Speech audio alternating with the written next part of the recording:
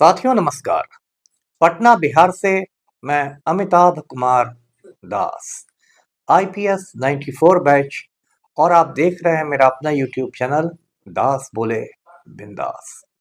इस चैनल में मैं आपको ऐसी जानकारियां भी देता हूं जिनको जानना जरूरी है, लेकिन जिनको ज्यादातर लोग नहीं जानते। आज मैं आपको हिंदुस्तान के बादशाह शेर शाह और उसके शानदार मकबरे की कहानी सुनाऊंगा। ये बहुत रोचक और ज्ञानवर्धक वीडियो है, इसे आखिर तक दिल थाम कर देखिए।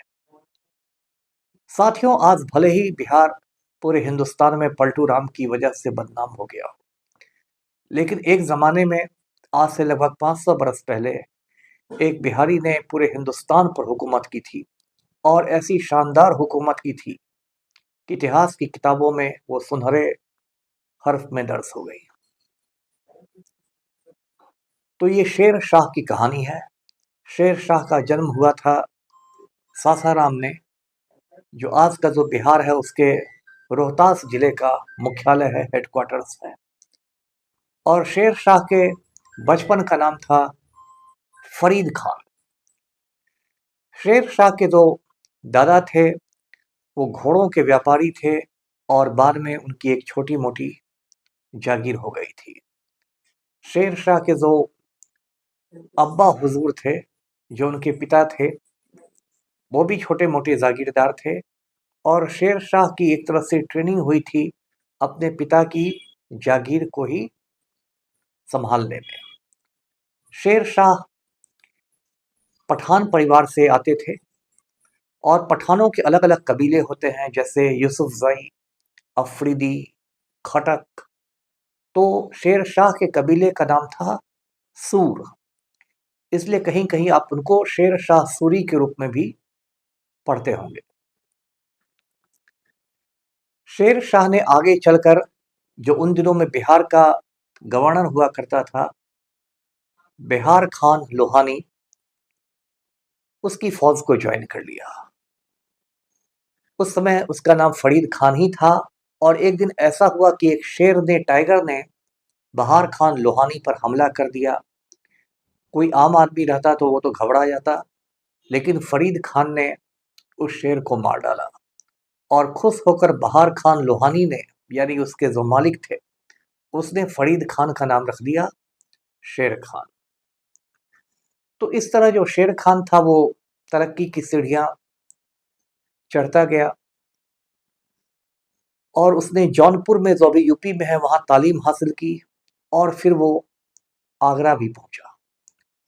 आगरा में तब तक मुगल बादशाह बाबर की हुकूमत शुरू हो चुकी थी, और आगरा एक तरह से मुगल एम्पायर की राजधानी थी। शेर शाह को बाबर से भी मिलने का मौका मिला, और एक दिलचस्प कहानी है कि एक बार शेर खान जो था वो बाबर के साथ खाना खा रहा था, दस्तरखान पर था। तो कोई खास तरह का डिश आया जिसे शेर खान ने पहले से नहीं पहचाना था, कोई नया पकवान। लेकिन शेर खान ने बड़े इत्मीनान से अपना खंजर निकाला, उस खंजर से उसको काटा और उसको खा लिया। बाबर ये देख के बहुत ही प्रभावित हुआ कि बादशाह के सामने भी इतना आत्मविश्वास से भरा हुआ है। बाबर ने शेर खान के जाने के बाद अपने दोस्तों से कहा कि ये जो आदमी है, इस पर नजर रखने की जरूरत है। मैंने बहुत सारे पठानों को देखा है, लेकिन ऐसा बहादुर पठान मुझे आज तक नहीं मिला, और इसको देखकर ही लगता है कि ये कोई बहुत ऊंचा मुकाम पाएगा। तो ऐसा था शेर खान का व्यक्तित्व, ऐसी थी उसकी शख्सियत।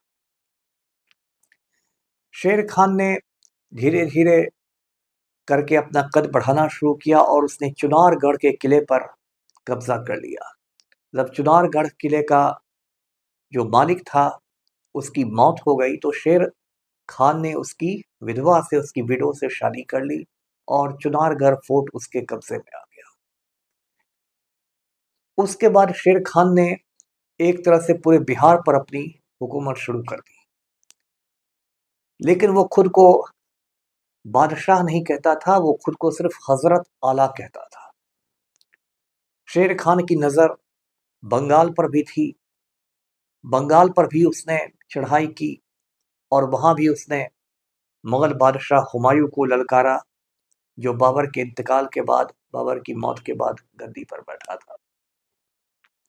शेर खान की ताकत बढ़ती रही और उसके बाद वो हुमायूं के लिए, मुग़ल बादशाह के लिए एक चुनौती बन गया।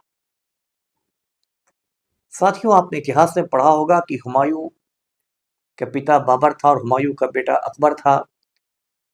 बाबर और अकबर बहुत ही शानदार सेनापति थे, जनरल थे, जंग के मैदान में बहुत बहादुर थे, लेकिन हुमायूं उन दोनों की तुलना में थोड़ा कमजोर पड़ता था। तो इसलिए हुमायूं जो था वो शेर खान से एक के बाद एक शिकस्त पाता गया और अंत में चौसा की लड़ाई में, चौसा की जंग में, जो आज के बक्सर में है चौसा, हुमायूं की बहुत बुरी तरह हार हुई। ऐसी बुरी तरह हार हुई कि किसी तरह हुमायूं को नदी में कूदकर भागना पड़ा। उसके बहुत सारे करीबी लोग मारे गए, मुगल फौज को बहुत नुकसान हुआ और एक समय ऐसा आया कि हुमायूं को हिंदुस्तान छोड़ के ही भागना पड़ा और उसके बाद हिंदुस्तान की गद्दी पर शेर खान बैठ गया। अब वो बादशाह था, इसलिए अब वो शेर खान नहीं रहा, अब वो शेर शाह बन गया था। ये 1540 की बात है, 1540 की। 5 बरस तक शेर शाह ने हिंदुस्तान की गद्दी पर राज किया, हिंदुस्तान की गद्दी पर बैठा। 5 बरस कोई ज़्यादा नहीं होते।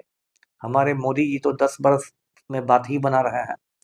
5 बरस कोई बहुत बड़ा वक्त नहीं होता, लेकिन शेर शाह इतना शानदार हुक्मरान था, इतना ज़बरदस्त बादशाह था कि उसने बड़े बड़े सुधार के काम किए। जैसे कि आज जो हिंदुस्तान की करेंसी है उसको रुपया कहा जाता है, वो रुपया एक विधिवत तरीके से शेर शाह के ज़माने में ही वजूद में आया।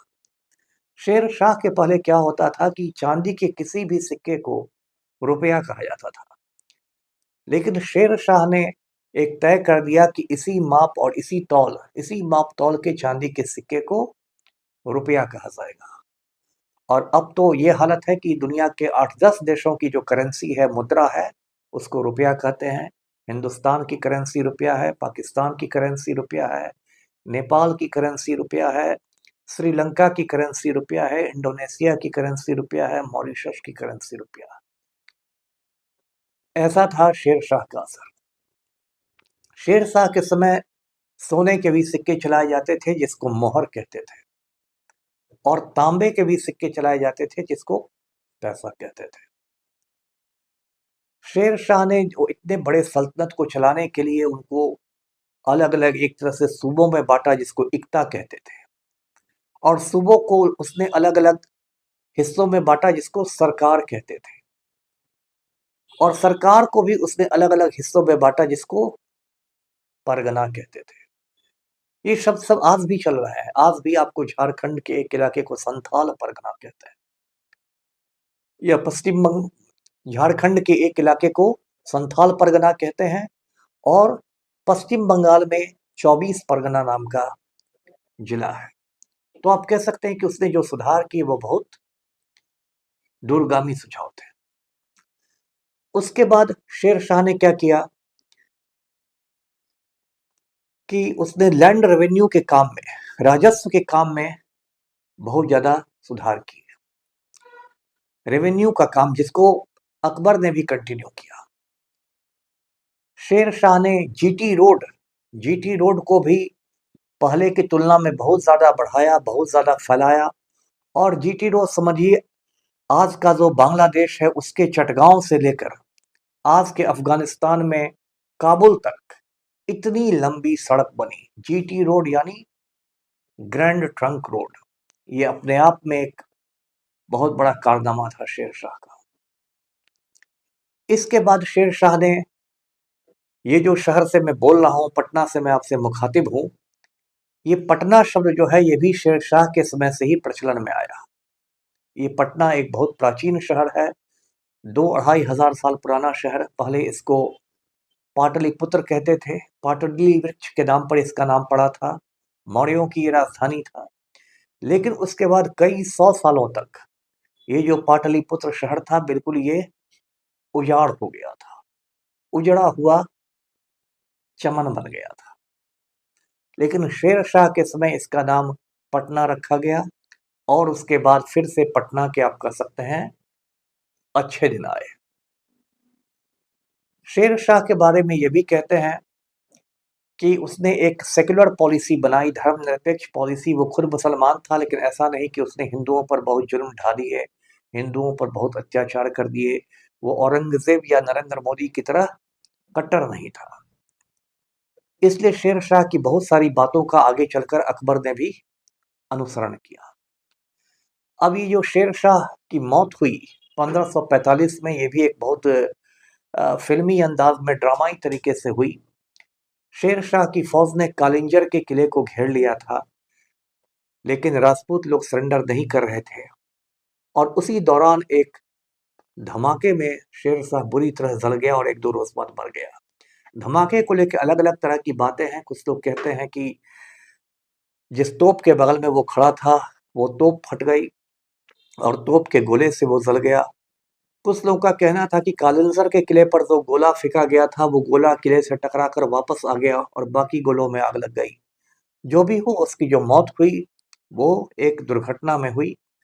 लेकिन पूरी तरह जल जाने के बाद जब उसे पता था कि वो अब 1-2 रोज का ही मेहमान है, तब भी शेर शाह अपनी फौज को पूरे इंस्ट्रक्शंस देता रहा और उसकी फौज इतनी मजबूत थी, आप इसी से समझिए कि उसमें 1.5 लाख घुड़सवार सैनिक थे और 5,000 हाथी थे। ये एक बिहारी की कहानी मैं बता रहा हूं, इस पर आप आश्चर्यचकित हो जाइएगा। और शेर शाह के मरने के बाद, उसके इंतकाल के बाद उसको सासाराम में ही दफन किया गया और उसका बहुत शानदार मकबरा बनाया गया। उसके बाद जो उसके बेटे ने गद्दी संभाली, इस्लाम शाह सूरी ने, उसने बनाया। ये जो मकबरा है ये आज आप भी सासाराम में देख सकते हैं। ये इतनी खूबसूरत इमारत है कि इसे दूसरा ताजमहल भी कहते हैं। ये लाल रंग के बलुआ पत्थर से बनी इमारत है, रेड सैंडस्टोन से। आप जानते हैं मिर्जापुर के पास चुनार जगह में बलुआ पत्थर मिलता है। ये लगभग 3 मंजिली ऊंची इमारत के बराबर ये मकबरा है। और ये पूरा जो मकबरा है ये समझिए 52 एकड़ का एक झील है, उस झील के बीचों बीच बनाया गया है। और शेरशाह की ये इतनी खूबसूरत ये इमारत है जो उसका मकबरा, की एक ब्रिटिश विद्वान थे कनिंघम, वो कहते थे कि ये ताजमहल से भी ज्यादा खूबसूरत है। शेर शाह ने एक रोहतास फोर्ट बनवाया था, वो आज के पाकिस्तान में है और उसको यूनेस्को ने वर्ल्ड हेरिटेज साइट घोषित कर रखा है। यूनेस्को ने इसको विश्व धरोहर घोषित कर रखा है। तो ये थी शेर शाह और उसके मकबरे की कहानी। वीडियो को लाइक कीजिए और मेरे चैनल को सब्सक्राइब कीजिए। धन्यवाद। जय हिंद।